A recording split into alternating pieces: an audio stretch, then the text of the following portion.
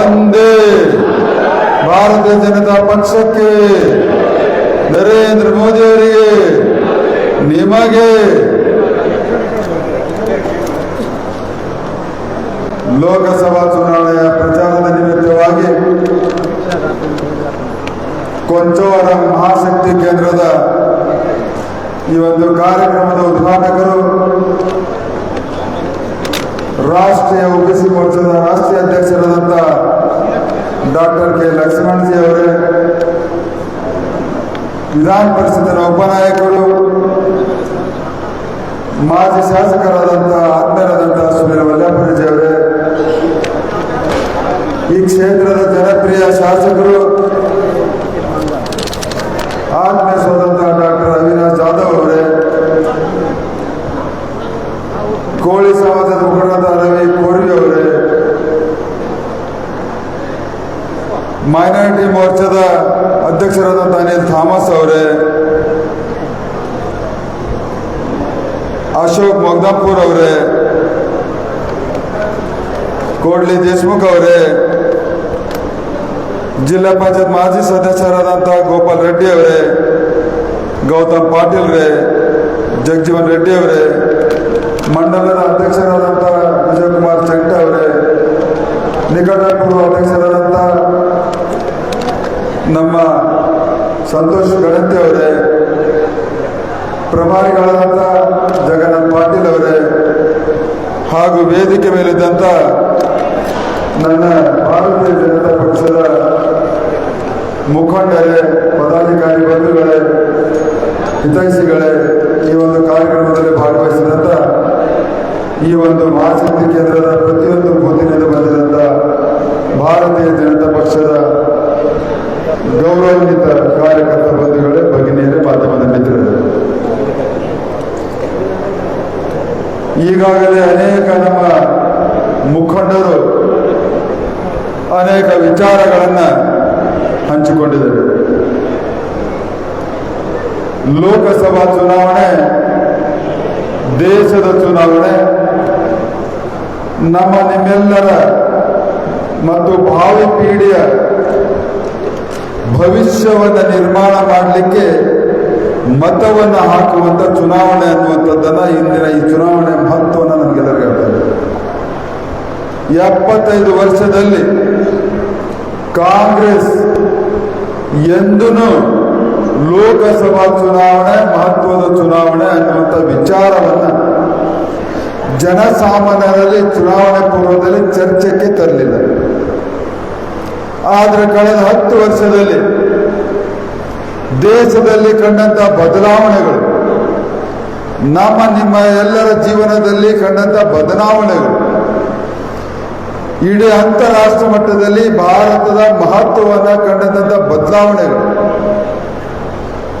ಆರ್ಥಿಕ ಪ್ರಗತಿ, ಸುರಕ್ಷತೆ, ಹೀಗೆ ನಾನಾ ಆಯಾಮಗಳಲ್ಲಿ ನರೇಂದ್ರ ಮೋದಿ ಅವರ ಸರ್ಕಾರ ತಗೊಂಡಿದ್ದಂಥ ದಿಟ್ಟ ನಿರ್ಧಾರಗಳಿಂದ ಇವತ್ತು ದೇಶದ ಪ್ರತಿಯೊಬ್ಬ ನಾಗರಿಕನು ಕೂಡ ಇದು ದೇಶದ ಚುನಾವಣೆ, ಇದು ನಮ್ಮೆಲ್ಲರ ಭವಿಷ್ಯವನ್ನ ನಿರ್ಧಾರ ಮಾಡುವಂತಹ ಚುನಾವಣೆ. ಕೇವಲ ನಮ್ಮ ಭವಿಷ್ಯವೇ ಅಲ್ಲ, ಮುಂದಿನ ಭಾವಿ ಪೀಳಿಗೆಯ ಭವಿಷ್ಯವನ್ನ ನಿರ್ಧಾರವನ್ನು ಮಾಡುವಂತ ಚುನಾವಣೆ ಅನ್ನುವಂತ ಒಬ್ಬ ದೇಶದ ಸಾಮಾನ್ಯ ನಾಗರಿಕನಿಗೂ ಕೂಡ ಅದರ ಮಹತ್ವವನ್ನು ಗೊತ್ತಾಗಿದೆ. ಕಳೆದ 10 ವರ್ಷಗಳಲ್ಲಿ ನರೇಂದ್ರ ಮೋದಿ ಸರ್ಕಾರದ ಅನೇಕ ಸಾಧನೆಗಳನ್ನು ಬಡವರಿಗಾಗಿ, ರೈತರಿಗಾಗಿ, ಮಹಿಳೆಯರಿಗಾಗಿ, ಯುವ ಪೀಳಿಗೆಗಾಗಿ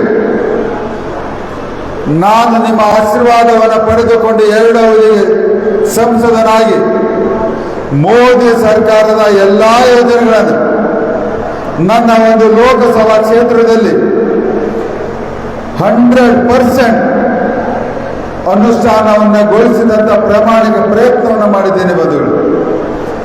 ಕೇವಲ 2-4 ಯೋಜನೆಗಳನ್ನು ಹೇಳಿ ಮುಂದೆ ಹೋಗ್ತೀನಿ.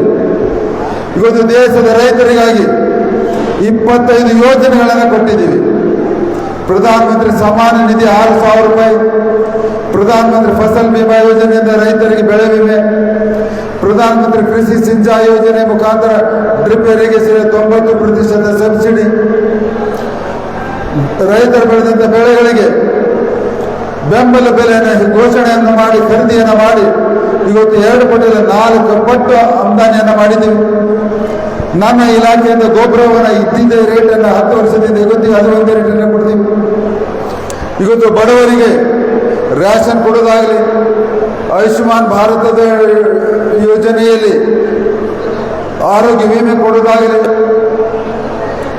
ಬಡ ಹೆಣ್ಣು ಮಕ್ಕಳಿಗೆ ಗ್ಯಾಸ್ ಸಿಲಿಂಡರ್ ಕೊಡೋದಾಗಲಿ, ಶೌಚಾಲಯ ಕಟ್ಟಿಸಿಕೊಟ್ಟಿದ್ದಾಗಿರಲಿ, ಮಾತೃವಂದನಾ ಯೋಜನೆಯಲ್ಲಿ 5,000 ರೂಪಾಯಿ ಗರ್ಭಿಣಿ ಮಹಿಳೆಯರಿಗೆ ಕೊಟ್ಟಿದ್ದಾಗಿರಲಿ, ದೇಶದ ಬಡವರಿಗೆ 4 ಕೋಟಿ ಮನೆಗಳನ್ನು ನಿರ್ಮಾಣ ಮಾಡಿ ನನ್ನ ಒಂದು ಲೋಕಸಭಾ ಕ್ಷೇತ್ರದಲ್ಲಿ 1 ಲಕ್ಷ ಪ್ರಧಾನಮಂತ್ರಿ ಆವಾಸ್ ಯೋಜನೆಯಲ್ಲಿ ಮನೆಗಳನ್ನು ನಿರ್ಮಾಣ ಮಾಡೋದಾಗಲಿ, ಬಡವರಿಗೆ ಉಚಿತವಾಗಿ ಕರೆಂಟ್ ಕೊಟ್ಟಿದ್ದಾಗಿರಲಿ, ಇವತ್ತು ಬಡ ಹೆಣ್ಣು ಮಕ್ಕಳಿಗೆ ಮನೆಗಳಿಗೆ ಪ್ರತಿಯೊಂದು ಮನೆಗಳಿಗೆ ಜೆ ಮುಖಾಂತರ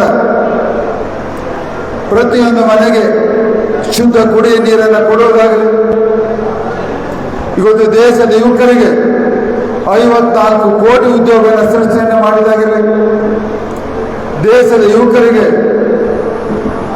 ಶಾಲೆ ಕಾಲೇಜುಗಳ 2 ಪಟ್ಟು, ಶಾಲೆ ಕಾಲೇಜುಗಳಿರುವಂಥ ಸೀಟ್ಗಳು 2 ಪಟ್ಟು, ದೇಶದಲ್ಲಿರುವಂಥ ಯೂನಿವರ್ಸಿಟಿಗಳ 2 ಪಟ್ಟು, ಉದ್ಯೋಗ ಸೃಷ್ಟಿ 54 ಕೋಟಿ. ಆ ಕಾರಣಕ್ಕಾಗಿ ದೇಶದ ಜನರ ಬಡವನ್ನ ಆರ್ಥಿಕವಾಗಿ 54 ಕೋಟಿ ಜನರಿಗೆ ಉದ್ಯೋಗ ಸೃಷ್ಟಿಯಾಗಿದೆ. ಮೋದಿ ಸರ್ಕಾರದಿಂದ 81 ಕೋಟಿ ಜನರಿಗೆ ಲಾಭವನ್ನು ಪಡೆದಿದ್ದಾರೆ. ಈ ಎಲ್ಲ ಆರ್ಥಿಕ ಬೆಳವಣಿಗೆಯಿಂದ ದೇಶದಲ್ಲಿ 25 ಕೋಟಿ ಜನರಿಗೆ ಬಡತನ ರೇಖೆಗಿಂತ ಕೆಳಗಿರುವವರನ್ನ ಬಡತನ ರೇಖೆಗಿಂತ ಮೇಲೆ ನಿಯೋ ಮಿಡಲ್ ಕ್ಲಾಸ್ ತಂದಂತ ಕೀರ್ತಿ ಯಾವುದಕ್ಕಿದ್ರೆ ಅದು ನರೇಂದ್ರ ಮೋದಿ ಸರ್ಕಾರಕ್ಕಿದೆ ಬಂಧುಗಳು. ಇವತ್ತು ಕಾಂಗ್ರೆಸ್ಸಿನವರು ಇವತ್ತು ನನ್ನ ಒಬ್ಬ ಮಿತ್ರ ಹೇಳ್ದ, ಪಹಾಣಿ ಒಕ್ಕಲ್ತನ ಮಾಡುವಂತ ಜಮೀನನ್ನ ಅರಣ್ಯ ಇಲಾಖೆಗೆ ಸೇರಿಸಲಾಗಿದೆ ಅಂತ. ಅದರ ಕರ್ತ ಧರ್ತ ಈಶ್ವರ್ ಖಂಡ್ರೆ ಆಗಿದ್ದಾರೆ. ಇವತ್ತು ಬಡವರು ಉಳಿಮೆ ಮಾಡುವಂತ ಜಮೀನು ನಮ್ಮ ಜಿಲ್ಲೆಯಲ್ಲಿ ಕೂಡ ಸರ್ಕಾರದ ಒಂದು ಅರಣ್ಯ ಇಲಾಖೆಗೆ ಸೇರಿಸುವಂತ ಪಾಪದ ಕೆಲಸ ಯಾರಾದರೂ ಮಾಡಿದರೆ ಅದು ಈಶ್ವರ್ ಖಂಡ್ರೆ ಅರಣ್ಯ ಸಚಿವರು ಮಾಡಿದ್ದಾರೆ. ಅದಕ್ಕೆ ಮತವನ್ನು ಕೇಳಲಿಕ್ಕೆ ಬಂದಾಗ ಅವರನ್ನು ಪ್ರಶ್ನೆಯನ್ನ ಮಾಡಿ ಉತ್ತರವನ್ನು ಪಡೆಯಬೇಕು ಬಂದರು. ಇವತ್ತು ಈಶ್ವರ್ ಖಂಡ್ರೆ ಏನು ಕೆಲಸ ಮಾಡಿದರೆ ಭಗವಂತಗೆ ಹೇಳುವಂತ ಪ್ರಶ್ನೆಯನ್ನ ಮಾಡ್ತಾರೆ. ನರೇಂದ್ರ ಮೋದಿ ಅವರ ಸರ್ಕಾರದ ಈ ಎಲ್ಲ ಸಾಮಾಜಿಕ ಸುರಕ್ಷತೆ ಯೋಜನೆಗಳನ್ನು ತಂದು ನನ್ನ ಬಡವರಿಗೆ, ರೈತರಿಗೆ, ಮಹಿಳೆಯರಿಗೆ, ಯುವಕರಿಗೆ ತಂದು ಮುಟ್ಟಿಸಿದಂತ ಕಾರ್ಯವನ್ನು ನಾವು ಮಾಡಿದ್ದೀವಿ. ನಿಮ್ಮ ಆಶೀರ್ವಾದದಿಂದ ಸಂಸದನ ಆದ್ಮೇಲೆ 12 ರಾಷ್ಟ್ರೀಯ ಹೆದ್ದಾರಿಗಳನ್ನು ಮಂಜೂರಾತಿಯನ್ನು ಮಾಡಿಸಿದ್ದೀನಿ. ಸುಮಾರು 1000 ಕಿಲೋಮೀಟರ್ ಪ್ರಧಾನಮಂತ್ರಿ ಗ್ರಾಮ ಸಡಕ್ ಯೋಜನೆಯನ್ನು ಮಾಡಿಸಿದ್ದೀನಿ. 200 ಕಿಲೋಮೀಟರ್ CRF ಅಡಿಯಲ್ಲಿ ಗ್ರಾಮಗಳ ಜೋಡಣೆ ಯೋಜನೆಗಳನ್ನು ಮಾಡಿಸಿದ್ದೀನಿ. ಬೀದರ್ದಿಂದ ಸುಮಾರು 13 ರೈಲ್ವೆಗಳನ್ನು ಹೊಸದಾಗಿ ಪ್ರಾರಂಭ ಮಾಡಿಸಿದ್ದೀನಿ. ಬೀದರ್ ಕಲಬುರಗಿ ರೈಲ್ವೆ ಲೈನ್ ಹೊಸದಾಗಿ ನಿರ್ಮಾಣವನ್ನು ಮಾಡಿ ಲೋಕಾರ್ಪಣೆಯನ್ನು ನರೇಂದ್ರ ಮೋದಿ ಅವರಿಗೆ ತಂದು ಮಾಡಿದ್ದೀನಿ. ಬೀದರ್ದಿಂದ ಬೆಂಗಳೂರಿಗೆ ವಿಮಾನಯಾನವನ್ನು ಪ್ರಾರಂಭ ಮಾಡಿದೆ. ಕಲ್ಯಾಣ ಕರ್ನಾಟಕದ ಭಾಗದ ಯುವಕರಿಗೆ ಸಿಪೆಟ್ ಕಾಲೇಜನ್ನು ಬೀದರ್ದಲ್ಲಿ ಪ್ರಾರಂಭ ಮಾಡಿಸಿದ್ದೀನಿ. ಕಲ್ಯಾಣ ಕರ್ನಾಟಕದ ಯುವಕರ ವಿದ್ಯಾರ್ಥಿಗಳಿಗೆ ಸೈನಿಕ ಶಾಲೆಯನ್ನು ಪ್ರಾರಂಭವನ್ನು ಮಾಡಿದ್ದೀನಿ. ಕಲ್ಯಾಣ ಕರ್ನಾಟಕದ ಭಾಗದವರಿಗೆ ಬೀದರ್ ಜಿಲ್ಲೆಯಲ್ಲಿ 13,000 ಕೋಟಿಯ ಹೂಡಿಕೆಯ ಸೋಲಾರ್ ಪಾರ್ಕ್ ಅನ್ನು ಮಂಜೂರಾತಿಯನ್ನು ಮಾಡಿಸಿದ್ದೀನಿ. 10,500 ಯುವಕರಿಗೆ ಅಲ್ಲಿ ನೌಕರಿಗಳನ್ನು ಸಿಗ್ತದೆ. ಇವೆಲ್ಲ ನಾನು ಮಾಡಬೇಕಾದ್ರೆ 65 ವರ್ಷಗಳಿಂದ ನಿಮ್ಮ ಕುಟುಂಬ ಬೀದರ್ ಜಿಲ್ಲೆಯಲ್ಲಿ ರಾಜಕಾರಣವನ್ನು ಮಾಡ್ತಾ ಇದೆ. ನಿಮ್ಮ ಯೋಗ್ಯತೆ ಭಾಲ್ಕಿನಲ್ಲಿ ಒಂದು ಸ್ಟೇಡಿಯಂ ಕಟ್ಟಿಸ್ಲಿಕ್ಕೆ ಆಗಿಲ್ಲ. ನಿಮಗೆ ಒಂದು ಯೋಗ್ಯತೆ. ನಾನೊಂದು ಕಳೆದ 4 ದಿನಗಳಿಂದ ಭಾಲ್ಕಿಯಲ್ಲಿ ಪ್ರವಾಸವನ್ನು ಮಾಡಿ ಬಂದಿದ್ದೀನಿ. ಅಲ್ಲಿನ ಜನರು ಸರ್ ಭಾಲ್ಕಿನೇ 65 ವರ್ಷಗಳಲ್ಲಿ ಅಭಿವೃದ್ಧಿನ ಮಾಡಲಿಕ್ಕೆ ಆಗಿಲ್ಲ, ಜಿಲ್ಲೆ ಅಭಿವೃದ್ಧಿನ ಮಾಡಲಿಕ್ಕೆ ಸಾಧ್ಯ ಇಲ್ಲ. ಭಾಲ್ಕಿಯಲ್ಲಿ ನಿಮಗೆ 25,000ಕ್ಕೆ ಹೆಚ್ಚು ಅಂತರದಿಂದ ಮತಗಳನ್ನು ಕೊಡ್ತೀವಿ ಅನ್ನುವಂಥದ್ದನ್ನು ಅಲ್ಲಿನ ಜನತೆ ಹೇಳಿದೆ. ಜಿಲ್ಲೆಯ ಜನತೆಗೆ ಕೂಡ ಗೊತ್ತಿದೆ, ಭಾಲ್ಕಿಯನ್ನು ಅಭಿವೃದ್ಧಿ ಮಾಡಲಾರದವರು ಜಿಲ್ಲೆ ಅಭಿವೃದ್ಧಿ ಮಾಡಲ್ಲ ಅಂತ.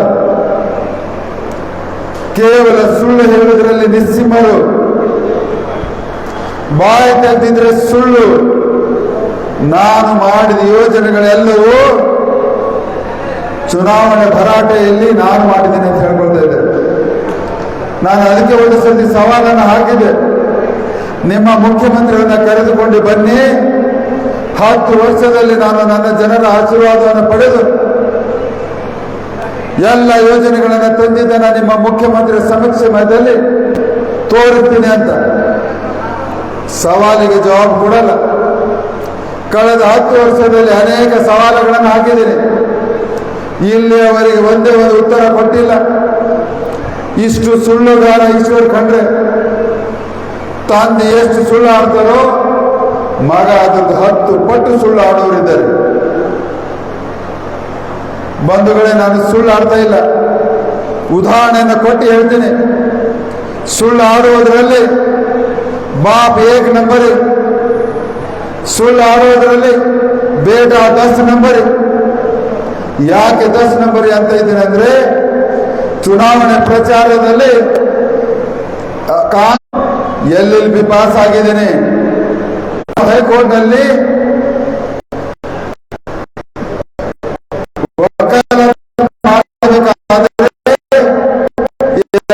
ಪರೀಕ್ಷೆಗಳನ್ನು ಬರಬೇಕಾಗ್ತದೆ. ಈ ಮಹಾರಾಯ ಆ ಪರೀಕ್ಷೆಗಳನ್ನು ಇಲ್ಲಿಯವರೆಗೆ ಪಾಸ್ ಆಗಿಲ್ಲ. ಎಷ್ಟು ಸುಳ್ಳುಗಾರ ಅನ್ನುವಂಥದ್ದನ್ನ ಇದು ಒಂದು. ಇವಾಗ ರಾಜಕೀಯದಲ್ಲಿ ಕಣ್ ತೆರಿತಾ ಇದ್ದಾರೆ, ಇನ್ನು ಕಣ್ ತೆರಲಿಕ್ಕಿಂತ ಮುಂಚೆನೆ ಇಷ್ಟು ಸುಳ್ಳು ಹೇಳುವಂತ ಹವ್ಯಾಸ ರೂಢಿ ಮಾಡಿಸ್ಕೊಂಡಿದ್ದಾರೆ. ಅಂದ್ರೆ ಅವರ ಜೀವನದ ಬಂಡವಾಳ, ಕಾಂಗ್ರೆಸ್ಸಿನ ಅಭ್ಯರ್ಥಿ ಜೀವನದ ಬಂಡವಾಳ ಕೇವಲ ಸುಳ್ಳು ಹೇಳಿ ಜನರಿಗೆ ಮೋಸ ಮಾಡುವುದಂತ ಸ್ಪಷ್ಟವಾಗಿ ಗೊತ್ತಾಗ್ತದೆ. ಬಂದು ನಮ್ಮ ಜಿಲ್ಲೆಯಲ್ಲಿ ಅಂತ ತಯ ಮಾಡಿದ್ದಾರೆ, 1 ನಂಬರಿಗೆ 10 ನಂಬರಿಗೆ ಈ ಚುನಾವಣೆಯಲ್ಲಿ ಸೋಲಿಸಬೇಕಂತ. ಚಿಂಚೋಳಿಯಲ್ಲಿ ಕೂಡ ಅದೇ ತಯ ಮಾಡಿದ್ದಾರೆ, ಆಳಂದಲ್ಲಿ ಕೂಡ ತಯ ಮಾಡಿದ್ದಾರೆ. ಯಾಕೆಂದ್ರೆ ಹೋದ ಚುನಾವಣೆಯಲ್ಲಿ ಇದೇ ಸುಳ್ಳು ಆಡೋರು ಈಶ್ವರ್ ಖಂಡ್ರೆ ನನ್ನ ಎದುರು ಅಭ್ಯರ್ಥಿಯಾಗಿದ್ರು. 1.25 ಲಕ್ಷದ ಓಟಿನಿಂದ ನೀವೇ ಸೋಲಿಸಿದ್ರಿ. ಈ ಸರ್ತಿ ಆ ಸುಳ್ಳಾಡ ಬಗ್ಗೆ ನೀವು ಬಿಡ್ತೀರಾ? ಬಿಡ್ತೀರೇನ್ರಿ? ಬಿಡಲ್ಲ ನೀವು. 3 ಲಕ್ಷ ಅಂತರದಿಂದ ಸೋಲಿಸ್ಲಿಕ್ಕೆ ಈಗಾಗಲೇ ತೈ ಮಾಡಿದ್ದೀರಿ ನೀವು. ಬಂಧುಗಳೇ, ಕೈ ಮುಗಿದು ಕೇಳ್ತೀನಿ, ಲೋಕಸಭಾ ಕ್ಷೇತ್ರ ಬಹಳ ದೊಡ್ಡ ಕ್ಷೇತ್ರ, ಚುನಾವಣೆ ಇರೋದು ಕಡಿಮೆ ಸಮಯದಲ್ಲಿ. ನಾನು ನಿಮ್ಮ ಊರಿಗೆ ಬರ್ಬೇಕಂತ ಎಲ್ಲರ ಅಪೇಕ್ಷೆ ಇರ್ತದೆ. ಕೇವಲ ಚುನಾವಣೆ ಹಿಡಿದ್ರೆ 3 ದಿವಸ ಮಾತ್ರ. ಇವಾಗ ನಿಮ್ಮ ಊರಿಗೆ ಬರ್ಲಿಕ್ಕೆ ಆಗ್ಲಿಲ್ಲ ಅಂದ್ರೂ ಕೂಡ ನರೇಂದ್ರ ಮೋದಿ ಅವರಿಗೆ ಮತ ಹಾಕಬೇಕಂತ ನಾನು ನಿಮ್ಮ ಅಭ್ಯರ್ಥಿ ನೀವೇ ತಿಳಿದುಕೊಂಡೆ, ಜನರಿಗೆ ಮನವರಿಕೆಯನ್ನು ಮಾಡಿಕೊಟ್ಟು ಅತಿ ಹೆಚ್ಚಿನ ಮತದಾನವನ್ನು ಮಾಡಿಸಿ ಅದು ಭಾರತೀಯ ಜನತೆ ಪಾರ್ಟಿಗೆ ಮಾಡಬೇಕನ್ನುವಂಥ ನಿಮ್ಮಲ್ಲಿ ಕಳಕಳಿಯಿಂದ ಬೇಡ್ಕೊಳ್ತೀನಿ. ಬಂಧುಗಳು, ನನ್ನ ಕ್ರಮ ಸಂಖ್ಯೆ 2 ಗುರುತಂತೂ ನಿಮ್ಗೆ ಗೊತ್ತೇ ಇದೆ, ಕಮಲದ ಹೂವ. ಅದಕ್ಕೆ ದಿನನಿತ್ಯ ಇನ್ನೊಂದು 4 ದಿವಸಗಳ ಕಾಲ ಉಳಿದಿದೆ. ಕಳೆದ 1.5 ತಿಂಗಳಿನಿಂದ ಇಡೀ ಲೋಕಸಭಾ ಕ್ಷೇತ್ರದಲ್ಲಿ 3 ಬಾರಿ ಪ್ರವಾಸವನ್ನು ಮಾಡಿದ್ದೀನಿ. ಕಾರ್ಯಕರ್ತರು ಹುಮ್ಮಸ್ಸಿನಿಂದ ಕೆಲಸ ಮಾಡ್ತಾ ಇದ್ದಾರೆ. ಮುಖಂಡರು ಒಮ್ಮತದಿಂದ ಒಗ್ಗಟ್ಟಿನಿಂದ ಮಾರ್ಗದರ್ಶನ ಮಾಡ್ತಾ ಇದ್ದಾರೆ. ಸ್ವತಃ ಅವರು ಕೂಡ ಹೋರಾಟ ಮಾಡ್ತಾ ಇದ್ದಾರೆ. ಮತದಾರರಲ್ಲಿ ನೋಡುವಂತಹ ಹುಮ್ಮಸ್ಸು, ಆ ದೃಢ ಸಂಕಲ್ಪ ಮತ್ತೊಮ್ಮೆ ನರೇಂದ್ರ ಮೋದಿ ಅವರಿಗೆ ಅಬ್ ಕಿ ಬಾರ್ 400 ಪಾರ್ ಅನ್ನುವಂಥದ್ದನ್ನ ಘೋಷಣೆಯೊಂದಿಗೆ ಪ್ರಧಾನಮಂತ್ರಿ ಮಾಡಬೇಕನ್ನುವಂಥ ದೃಢ ಸಂಕಲ್ಪವನ್ನು ಮಾಡಿದ್ದಾರೆ ಬಂಧುಗಳು. ಅದಕ್ಕೆ ನೀವೆಲ್ಲರೂ ನಿಮ್ಮೆಲ್ಲರ ಭವಿಷ್ಯಕ್ಕಾಗಿ, ನಿಮ್ಮ ಭಾವಿ ಪೀಳಿಗೆಯ ಭವಿಷ್ಯಕ್ಕಾಗಿ ಇನ್ನು 5 ದಿವಸ ದುಡಿಬೇಕನ್ನುವಂಥದ್ದನ್ನ ಕಳಕಳಿಯಿಂದ ಬೇಡ್ಕೊಳ್ತೀನಿ. ಬಂಧುಗಳೇ, ಬಿಸಿಲು ಸಾಕಷ್ಟಿದೆ. ಚುನಾವಣೆಯ ದಿವಸ ಸಾಧ್ಯ ಆದಷ್ಟು 11 ಗಂಟೆ ಒಳಗಡೆ ಪೂರ್ಣ ಬಹುಮತವನ್ನು ಮುಗಿಸಿಬಿಡಿ ಮತ್ತು ಪ್ರತಿಯೊಬ್ಬರ ಮನೆಗೆ ಹೋಗಿ ಕರೆದು ತಂದು ಮತದಾನವನ್ನು ಹೆಚ್ಚಿನ ಪ್ರಮಾಣದಲ್ಲಿ ಮಾಡಿಸಬೇಕಂದ್ರೆ ಈಗಾಗಲೇ ಕಾಂಗ್ರೆಸ್ ನಾವೇನು ಮಾತಾಡಬೇಕು, ಚುನಾವಣೆ ಗೆದ್ರೆ ಶ್ಯಾಮ್ ಪೆಟ್ರೋಲ್ ಕಾಂಗ್ರೆಸ್ ಒಂದು ಸಲಹೆಯನ್ನು ಕೊಟ್ಟಿದ್ದಾನೆ. ತಂದೆ ಗಳಿಸಿದ ಆಸ್ತಿಯಲ್ಲಿ ಮಗನಿಗೆ ಕೇವಲ 40% ಮಾತ್ರ ಸಿಗ್ತದೆ. ಉಳಿದ 60% ಆಸ್ತಿಗೆ ಮಗ ಟ್ಯಾಕ್ಸ್ ಕಟ್ಟಿ ತಗೋಬೇಕು. ಗೊತ್ತಾಗ ಮನಸ್ಥಿತಿ ನಾವು ಬಳಕೆ ಮಾಡಿದ ಎಲ್ಲ ಆಸ್ತಿ 10-12 ಮಕ್ಕಳ ಹಡೆಯವರನ್ನ ದಾನದ ರೂಪಲ್ಲೇ ಬರಬೇಕಾಗಿದೆ ಅವರಿಗೆ. ಅರ್ಥ ಆಯ್ತಲ್ಲ? ಅದಕ್ಕೆ ಅರ್ಥ ಮಾಡಿಕೊಳ್ಳಿ. ಒಂದು ಉದಾಹರಣೆ ಹೇಳಿ ನನ್ನ ಮಾತಿಗೆ ವಿರಾಮ ಕೊಡ್ತೇನೆ. ನಾನು ಒಂದು 20 ದಿವಸ ಕೆಳಗಡೆ ಆಳಂದಿಗೆ ಹೋಗುವ ಸಂದರ್ಭದಲ್ಲಿ ನನ್ನ ಗಾಡಿಯ ಚಂಡವನ್ನು ನೋಡಿ ಒಬ್ಬ ರೈತ ಹೊಡೆಯುತ್ತ ಬಂದು ಹೇಳ್ತಾನೆ, ಸರ್ ನೀವೇನು ಚಿಂತೆ ಮಾಡಬೇಡಿ, ನಾವೆಲ್ಲರೂ ಉಳಿಬೇಕಾದ್ರೆ ದೇಶ ಉಳಿಬೇಕು.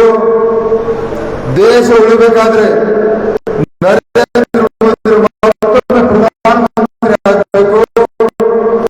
ನಾನೊಬ್ಬ ರೈತ